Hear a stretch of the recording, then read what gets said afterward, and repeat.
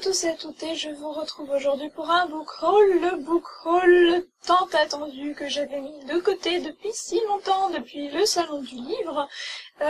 J'avais pas vraiment eu le temps de vous tourner d'autres vidéos parce que j'en avais tellement fait pour le salon que je suis toujours en train de vous les uploader. Si vous avez bien remarqué sur ma chaîne, il y en a qui pop de temps en temps. Et il m'en reste encore à vous montrer, mais bon, je me suis dit, là, c'est pas possible, c'est plus tenable, mon book haul, ma pile de livres que je viens d'acquérir est juste faramineuse, ça va être la tour de Pise et ça va se casser la figure, donc voilà, on va commencer tout de suite, mais avant, je vous fais petite parenthèse, on va dire, je n'ai acquis aucun livre pendant le salon du livre, j'ai été forte. Par contre, je me suis laissée tenter par des petits gadgets absolument mignons comme tout, et je vous les montre tout de suite. Ce sont des marque-pages orfèvrés.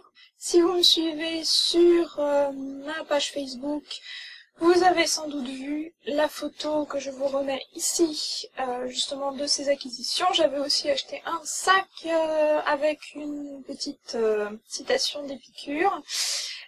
Bon, je vous le montre pas en vrai parce qu'il tiendrait pas là devant la caméra parce qu'il est vraiment immense, mais enfin un super sac que je ne quitte plus depuis et qui à mon avis est responsable de mon shopping invétéré de bouquins, puisqu'il dit quelque chose comme il faut se couvrir à la tentation avant qu'elle ne s'éloigne. Voilà. Myriam, quand tu vois un livre, prends-le. N'attends pas qu'il soit parti. Alors, donc je vous montre tout de suite les petits marque-pages absolument merveilleux. Je vais vous les montrer un par un. Alors, mon favori, un joli petit poisson, puisque bon, je suis du signe astrologique du poisson, et vous voyez que c'est, en plus de ça, articulé, c'est juste magnifique. C'est un peu nacré, en fait, c'est juste sublime. C'est fait à la main, par une artiste québécoise, et je vous mettrai le lien de sa page en dessous. Et donc, vous voyez le deuxième, en forme d'œuf Fabergé, si je ne me trompe pas, qui a été créé pour Catherine de Drussy. Je vérifierai quand même, je vous mettrai un petit message si jamais je me trompe. C'est juste absolument sublime. Et mis dans un livre, alors je vais vous montrer ce que ça donne. Je prends le premier qui me tombe sous la main au hasard, et j'ai le choix, et donc vous voyez que ça se place de cette façon-là, et qu'ensuite vous avez le petit pendentif qui tombe sur le côté, c'est juste absolument magnifique, et ça n'abîme pas du tout le livre, parce que j'en ai lu pas mal depuis, et ça n'a jamais rien abîmé. Donc vraiment, je suis vraiment satisfaite de ces deux petites acquisitions qui sont juste magnifiques, et assez parlé de ces choses-là, rentrons directement dans le sujet qui nous intéresse, à savoir les livres. Donc j'avais fait l'acquisition juste avant le salon du livre de Lune Mauve de Marie-Lou Asnard, tome 1, La Disparue. Et donc j'ai réussi à faire dédicacer le dimanche, puisqu'elle était là le dimanche, et donc avec la jolie petite dédicace, et le petit tampon en forme de lune mauve, de couleur mauve. Je vous mets la petite photo aussi que j'ai prise avec l'auteur, absolument gentil, vraiment super sympa. Et voilà, et puis bon, on avait un peu plaisanté aussi sur le fait qu'elle était habillée de la tête aux pieds, même jusqu'au bout des ongles, en mauve, donc c'était le total look. Ensuite, continuons donc, sans ordre particulier, hein, je prends ce qui me vient sous la main. J'avais été donc, après le salon du livre, à Gilbert Jeune et Gilbert Joseph, dans le quartier de Saint-Michel. J'y suis retournée depuis une ou deux fois.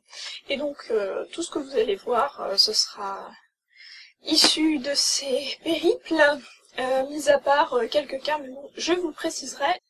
Et donc, j'ai pris Belle dans la jungle de Liba Bray aux éditions Gallimard. Vous avez vu le pavé quand même. Je sais pas combien de pages ça fait, mais dis donc. 456 pages. Ah, mine de rien quand même. Je l'ai pris parce que j'avais lu les premiers chapitres en VO du livre donc qui s'intitule en anglais Beauty Queens. Et donc voici la couverture. et ça m'avait vraiment plu. En gros, le principe c'est des Miss adolescentes sur l'île de Lost en fait, voilà, qui se retrouvent crash aérien sur une île abandonnée. Donc vous imaginez ce que ça peut vous donner, hein. Par contre, bon, je suis un peu déçue qu'ils aient pas gardé la sublime couverture en version originale, parce que bon, enfin voilà quoi, je trouve que la couverture est pas si top que ça quoi. Enfin je sais pas, quand j'ai vu ça je me suis dit Photoshop ça existe, mais... Enfin je sais pas, la superposition d'une femme, une vraie photo de femme avec des dessins, je sais pas, bref, chacun ses goûts, hein. Ensuite, on avance parce que sinon j'aurais jamais terminé. 2 tomes d'une saga, en 2 volumes je crois, il me semble qu'il n'y en a pas un 3e, de Anna Godbersen, donc Tout ce qui brille, et le tome 2, Une saison à Long Island. Et donc ça se passe dans le New York des années 1929-1930. Ça a l'air sympa et vous savez que j'adore cette période-là. Tout ce qui est États-Unis, début, milieu du XXe siècle, les années folles, etc. Je trouve ça absolument passionnant. Et puis bon, voilà, quoi, ça a l'air une lecture assez fraîche avec les beaux jours qu'on espère voir venir bientôt. Ensuite, alors ça c'est juste pour vous le montrer parce que je ne l'avais pas en main la dernière fois que je vous en avais parlé. J'avais été faire l'acquisition d'un livre que j'avais déjà lu de Laurent Gounel pour aller le faire dédicacer au Salon du Livre, et c'était Les Dieux, Voyage toujours incognito, et j'avais profité pour acheter son premier roman que je n'ai pas lu encore et que j'ai également fait dédicacer, donc qui s'appelle L'homme qui voulait être heureux. Voilà, c'est tout fin, c'est tout petit. Et je vous insère aussi la petite photo de la dédicace si vous ne l'avez pas déjà vue. Voilà. Autre acquisition, Donato Carisi, le chuchoteur. J'en ai entendu de très très bonnes critiques sur internet. Oui, c'est un thriller. Vous ne vous trompez pas. Myriam est encore revenue au thriller. J'arrête pas de dire que je n'aime pas ça, mais bizarrement j'y reviens toujours. Chercher l'erreur. Non mais plus sérieusement, enfin voilà, vous voyez qu'il est sélection 2011 prix des lecteurs, il a été aussi prix SNCF du Polar européen, et donc apparemment c'est un excellent roman policier sur un serial killer qui tuerait des enfants, juste comme ça, enfin... Je vous ferai savoir ce que j'en pense. J'ai également acheté Serum, saison 1, épisode 1, et alors là j'étais trop déçue de m'être trompée dans les dates pour la signature de Henry Lovenbrook, parce qu'il était au Salon du Livre et que j'ai loupé sa signature en pensant que c'était le jour d'après, mais bon c'est pas grave, il y sera sûrement l'année prochaine, c'est pas un souci. Pareil, j'avais des extraits déjà en e-book, et donc je me suis décidée à le prendre en livre, comme ça, en livre de poche, d'occasion, de toute façon. D'occasion, mais en super bon état, pour même pas 4 €. Voilà, quoi. Et puis je trouvais le concept du roman feuilleton super intéressant. Donc. Ensuite, alors je sais pas si ça se classe dans les livres de poche. Aux éditions J'ai lu Le journal perdu de Bram Stoker, les secrets de l'auteur de Dracula. Donc en gros c'est écrit, ce sont des écrits qui ont été rassemblés par Elizabeth Miller et Dacre Stoker, qui est son arrière-petit-neveu. Et donc ce sont des extraits du journal intime de Bram Stoker. Donc voilà, vous pouvez voir avec des documents aussi d'époque et puis des retranscriptions. Et donc qui nous explique un peu comment est-ce que il a été amené à écrire le célèbre livre Dracula, et le voyage qu'il a fait dans les Carpates pour aller visiter notamment le château de Vlad l'Empaler. Pourquoi est-ce que j'ai pris ce livre notamment? C'est, si vous avez suivi mes articles concernant le Salon du Livre, vous savez que je vais pas tarder à vous publier une vidéo d'une conférence à laquelle j'ai assisté, qui avait pour sujet justement comme la Roumanie était l'invité d'honneur du Salon du Livre 2013, pour sujet Dracula entre mythe et réalité. Et donc il nous expliquait, avec des intervenants vraiment très pointus sur leur sujet,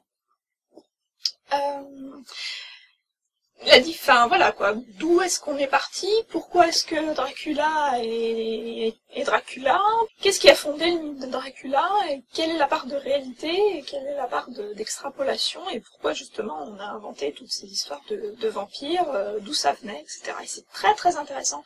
Seulement le souci, c'est que la conférence durait un peu plus de 50 minutes, donc je vous la posterai, je pense que je ferai une vidéo de 50 minutes, et bon bah voilà quoi, enfin parce que ça me fait un peu de la peine de la couper en plusieurs parties, j'ai envie de garder une certaine cohérence pour pas la disséminer un peu partout, mais bon, voilà quoi, donc bon courage à ceux qui voudront bien la regarder, mais en tout cas elle est super intéressante, donc je vous conseille amplement. Ensuite, donc il me semble que je vous avais déjà parlé de cette réception des agency de Y.S. Lee aux éditions Nathan, que les éditions Nathan m'avaient gentiment envoyé, puisqu'il était paru le 7 mars 2013, donc ça fait un mois. Mais je pouvais pas me résoudre, comme c'est le tome 3, à le lire en premier. Vous me connaissez, je suis un peu toquée parfois. Donc, c'est assez cocasse parce que quand j'étais à Gibert, j'ai trouvé le tome 2. Et j'ai enfin mis la main, après l'avoir réservé, sur le tome 1 à ma médiathèque. Donc finalement, j'ai eu le 3, le 2 et le 1. Mais j'ai fini par les lire dans l'ordre. J'ai posté toutes les chroniques, donc c'est pour vous dire à quel point, fallait absolument que je fasse ce book haul, c'est pas possible, parce que ça commençait à vraiment dater. J'ai eu le temps de lire les 3, et donc vous trouverez les chroniques écrites sur le blog de ces 3 livres que je vous linkerai, en dessous, ainsi que la vidéo que je ferai sur les 3, en tant que chronique, parce que je vais pas faire une chronique séparée pour chacun d'entre eux. Alors, ensuite, on va dire que j'ai un peu fait un craquage au niveau de la collection R, et parce que quelques bouquins ont été rejoindre ceux qui existent déjà chez moi. Caleb, tome 2 de Mira et Lunzir. Le Prince d'été, le dernier livre de la collection R, qui vient juste de sortir, de Alaya Dawn Johnson. Aussi, pareil, bon, toujours sublime couverture. Enfin, j'adore cette espèce de tatouage lumineux comme ça, enfin, je sais pas, c'est sublime. Et puis en plus de ça, le résumé me tente bien, parce qu'il est question d'art encore. L'historienne de l'art que je suis a tilté aussi, directement. Version bêta, emprunt médiathèque, il était à ma médiathèque, alors je l'ai pas craché dessus, forcément, de Rachel Cohn, toujours aux éditions Robert Laffont, collection R. Non mais sérieusement, quoi. La collection R, faites une carte de fidélité, non mais c'est pas possible. Les cendres de l'oubli, Phoenix, le tome 1 de Karina Rosenfeld, et vous savez que celui-là, si vous me suivez donc depuis un moment, je l'ai lu, quand même, depuis, ça date, et je me suis décidée à l'acheter pour une petite raison que je ne vous dévoilerai pas tout de suite. Ça sera une petite surprise, ça arrivera bientôt sur le blog. Mystère. Tout ce que je peux vous dire, c'est que si ça vous intéresse, le tome 2 sort le 18, il me semble, et que le 20 avril, Karina Rosenfeld est donc en dédicace pour la sortie du tome 2 qui s'intitule Le brasier des souvenirs. Je vous mets la couverture ici. Et qu'elle sera donc en dédicace à la librairie L'Entremonde à partir de 15h30, il me semble. De toute façon, toutes les informations, c'est pareil, je vous les mettrai en bas. Si ça vous dit, si vous êtes sur Paris et que vous désirez acquérir et faire dédicacer le tome 2 de Phoenix, c'est l'endroit, c'est le moment ou jamais, j'ai envie de dire, donc peut-être qu'on s'y verra. Et enfin, pour terminer et pour clôturer tout ça, on a fini avec la collection R, pour l'instant. Sachant que la sélection sort dans une semaine. J'insiste sur la carte de fidélité. Rebelle de Anna Godbersen, donc la même auteure qui a écrit la saga Tout ce qui brille, un été à Longueuil-Land. Je vais pas vous ressortir les ouvrages, sinon ma pile va s'écrouler, là c'est plus possible. Donc le premier tome d'une saga également, et je crois qu'elle a écrit cette saga-là avant Tout ce qui brille, donc bon. Et donc je l'ai également emprunté à ma médiathèque, et globalement ça raconte l'histoire de jeune fille et riche jeune homme dans le Manhattan de 1899, donc c'est un peu Gossip Girl à la fin du 19e siècle, quoi, donc pas mal.